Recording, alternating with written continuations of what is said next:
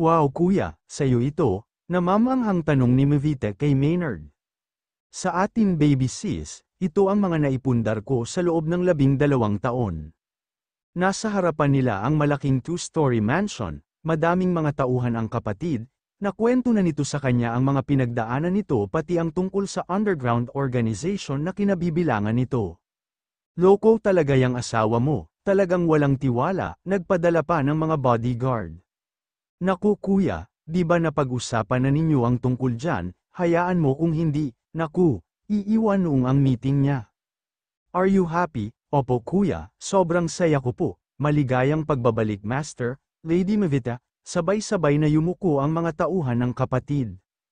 Oh, his brother chuckled, everyone knew about you, all of them are my trusted employees. Good morning, masaya akong makilala kayo, masayang bati niya sa lahat. Siya naman si Jojo, ang kanang kamay ko at matalik kong kaibigan, pakilala ng kapatid. Lady Mavita, maligayang pagdating, Mavita na lang Jojo, salamat na kwento ni kuya na ikaw ang in charge sa paghanap sa akin, salamat talaga.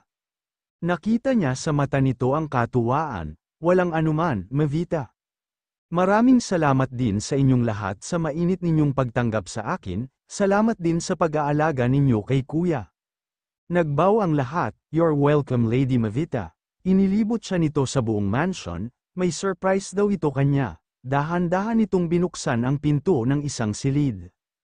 Napasinghap siya, gray and white and kulay wall and ceiling, pero ang kinatulo ng luha niya, ang ayos ng silid ay ayos ng silid niya 12 years ago, pink and lavender ang majority ng kulay ng decors at mga gamit. Kung ano ang mga gamit na nandoon 12 years ago ay nakikita niya sa silid. All of the things here are not the same as you had before. After months of running the family business I hired someone to decorate this room based on my memories of your old room. Nakangiting wika nito at inakbayan siya ng kapatid. And all of this, turo nito sa mga boxes ng regalo na nakapalibot sa kama.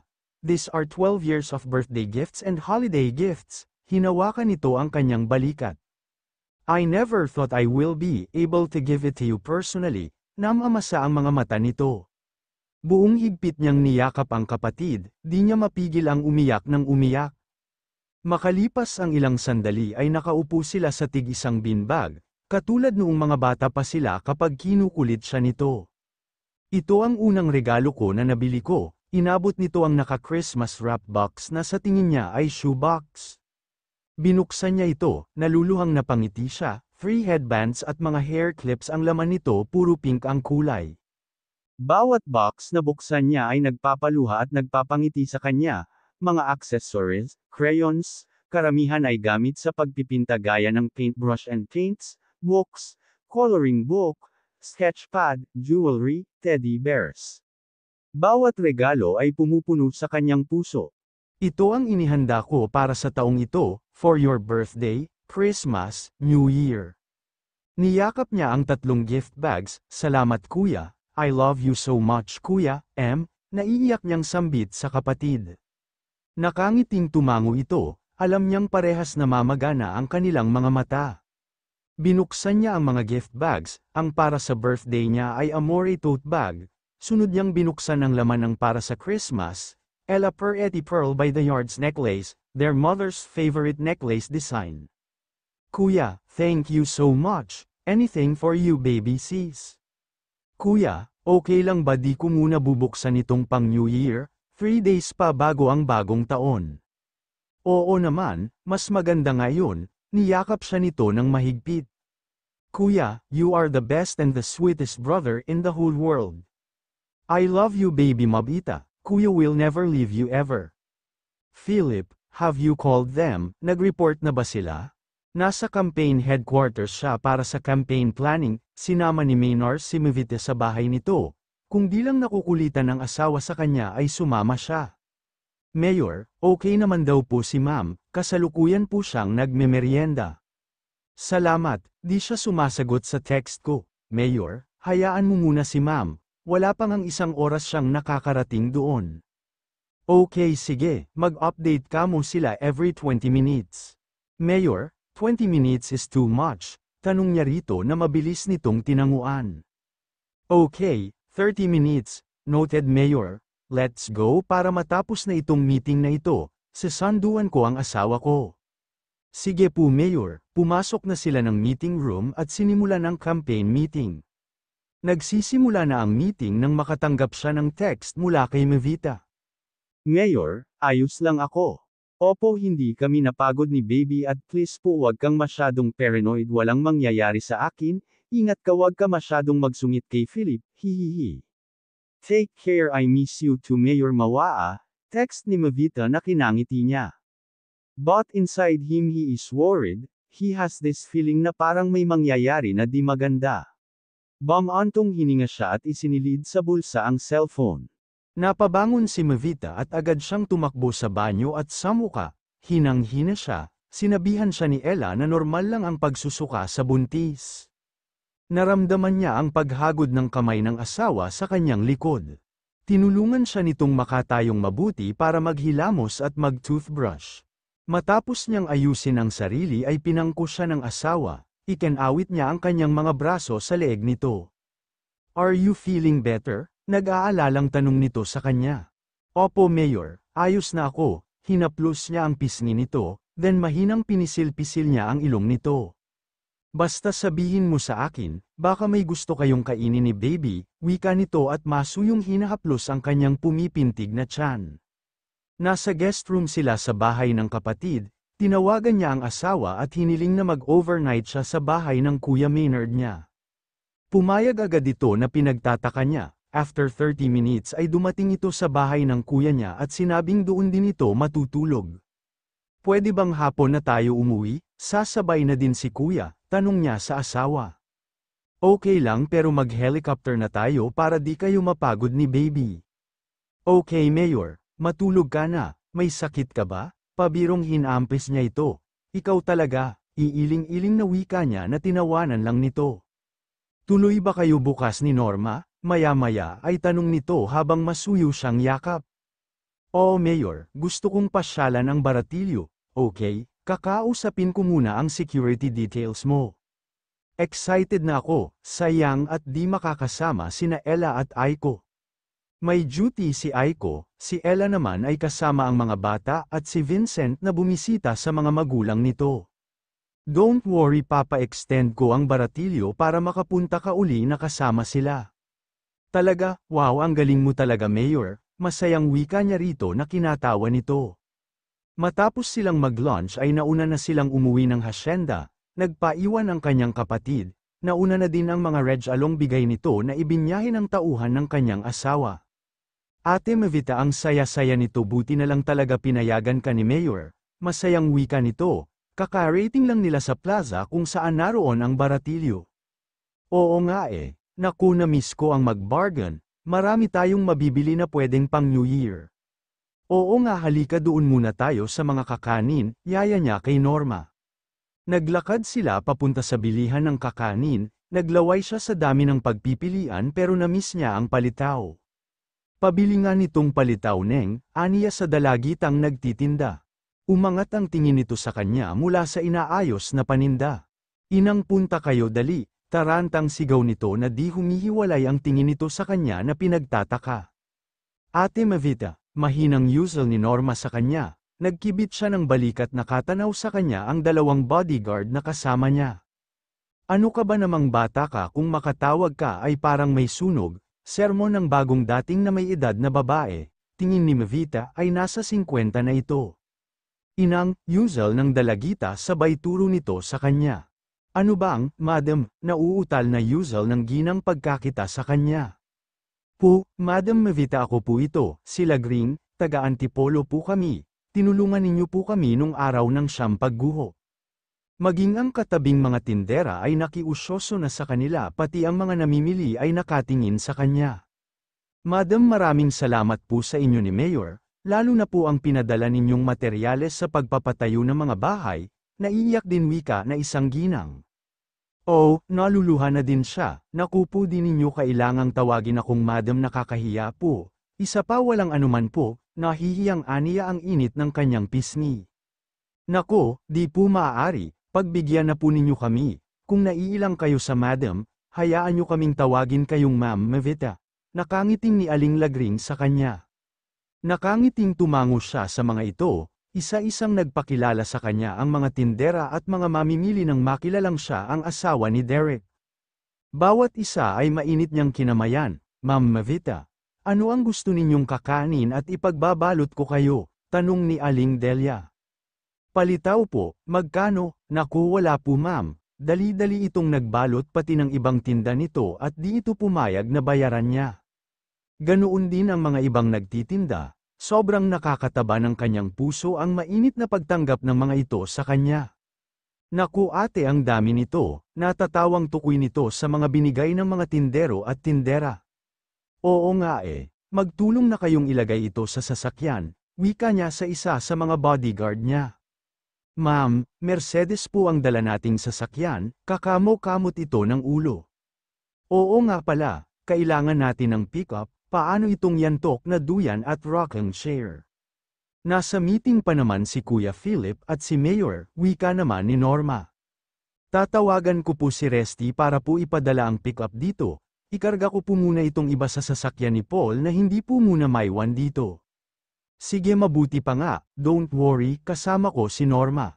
Ate, ang dami nating pagkain, wala namang panulit. Bili ka ng maiinom natin, gusto ko shake kahit anong flavor. Okay ka lang ba dito ate? Oo, nasa malapit namin si Resty turo niya sa bodyguard na nakamasid sa paligid. Sige ate, sandali lang ako, palm nito na nakangiting tinanguan niya. Master, heto na po ang kailangan ninyo. Inabot sa kanya ni Rico ang profile ng pamilya ni Manong Kadyo at ng lahat ng may kinalalaman sa kapatid niya. Hinanda mo na ba lahat? Oo master, handa na po, tugon nito. Master, sigurado ba kayo sa desisyon ninyo? Oo, lahat ay dapat magbayad sa ginawa nila sa kapatid ko. Sasabihin po ba ninyo kay Mayor na drug-induced memory loss ang kaso ni Lady Mavita? Hindi muna. Hanggat hindi ko nalalaman kung sino ang may kagagawan, nangangalit ang panggang wika niya. Master, pwede ba akong magsalita bilang kaibigan mo? Tanong ni Nestor sa kanya. Alam mong di mo na kailangang magpaalam Maynars, nahanap mo na si Blanca, hindi ba magiging sapat na kalimutan mo na ang paghihiganti? Anito bakas ang pag-aalala sa kanya. Hindi ako pwedeng tumigil Nestor na matay ang mga magulang namin at noalay ang kapatid ko sa akin kaya wala akong aitet-ira sa kanila. Nandito ako para sa iyo, kahit buhay ko alam mong ibibigay ko. Salamat Resty, nakatingin siya sa mga larawan ng pamilya ni Manong Kadyo, magiging madali ang lahat lalo pat nalaman niyang nasa whorehouse ni Gorge Choi ang dalawang anak na babae ni Manong Kadyo. Kinuyam niya ang kanyang kamao, makikipaglaro siya sa mag-amang Choi. Saka na muna niya kakausapin si Derek, kailangan ito ng kanyang kapatid lalo na sa kalagayan ni Mavita. Ano ang mga ito, my wife? Nagtatakang wika ni Derek sa asawa nang makarating siya ng cabin nila. Hinagkan niya ang noo nito, nagtatakang pinakatitigan niya ito nang hindi ito sumagot at walang reaksyon sa pagdating niya, magaang mga mata ng asawa at halatang umiyak ito. Anong problema, my wife? Kunot noong tanong niya. Tumingin ito sa kanya, Derek, naiiyak na yamakap ito sa kanya ng mahigpit. Kinabahan siya, may nangyari bang di niya alam? Anong nangyari? Please, you're scaring me. Wala, namiss kita sa kadala ito ng pagbubuntis ko kay baby, namiss ka namin. Mas hinigpitan niya ang pagkakayakap sapat lang na wag itong masakal. Nag-aalala siya, malakas ang pakiramdam niyang di ayos ang asawa. I miss you too, my wife. Kumalas ito sa pagkakayakap nila sa isa't isa. Lahat ng ito ay bigay sa atin ng Tagay Baratillo, mga taga-Antipolo pala ang karamihan sa tindera at tindero sa plaza. My wife, you can always tell me everything, okay? Tumango ito at yamakap sa kanya, na tinugon niya ng mas mahigpit na yakap.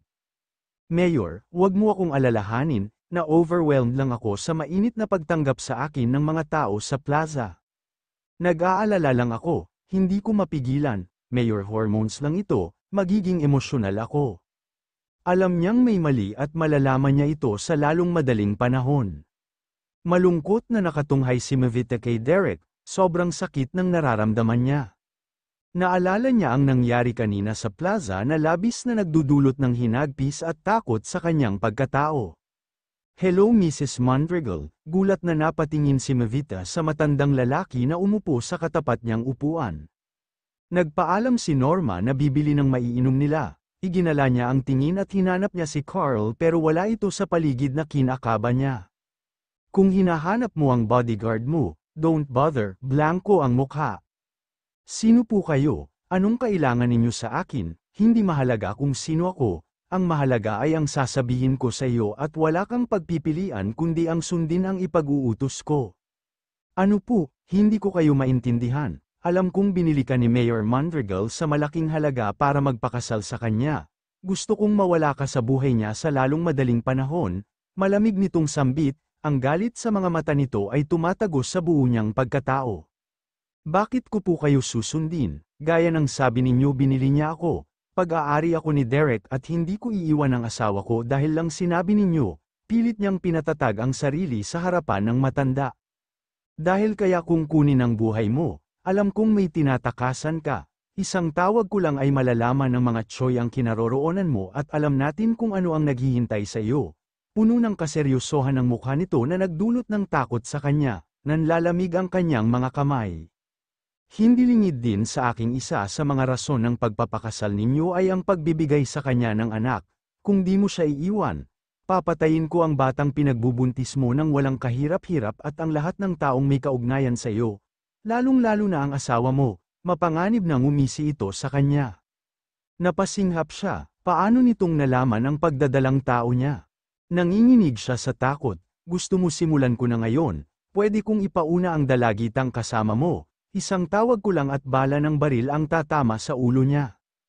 Huwag, pigil niya rito ng akmang idadayalal nito ang cellphone. Anong assurance ko na hindi ninyo sasaktan ang asawa ko?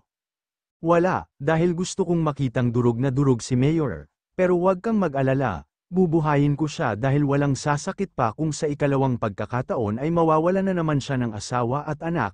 Sa pagkakataong ito, hindi na niya nanaayos ang mabuhay. Siya na mismo ang tatapos ng buhay niya para sa akin, nakakakilabot na seryosong wika nito. Akmang tatayo ang matanda nang muling magsalita ito, ngayon mamili ka ang buhay ng pinagbubuntis mo na pilit mong itinataya ang buhay mo o si Mayor. Teka, hindi nga pala alam ng asawa mo ang sekreto mo. Iiwan mo din siya, di ba? E di madaliin na natin, wika nito sa mapanganib na tinig sabay ngisi nito sa kanya. Napasinghap siya at tumulo ang kanyang mga luha. Bigyan ninyo ako ng panahon. Magaling kung ganun, 2 linggo, maya-maya pa ay tuluyan itong tumayo at umalis. Naiwan siyang tulala. Ate pasensya na natagalan ako, wika ni Norma sa kanya, bumakas ang pag-aalala sa mukha nito. Ate, bakit ka umiiyak? Anong nangyari? Wala ito, na-miss ko lang si Mayor, pilit ang ngiting wika niya at pinahid niya ang kanyang luha.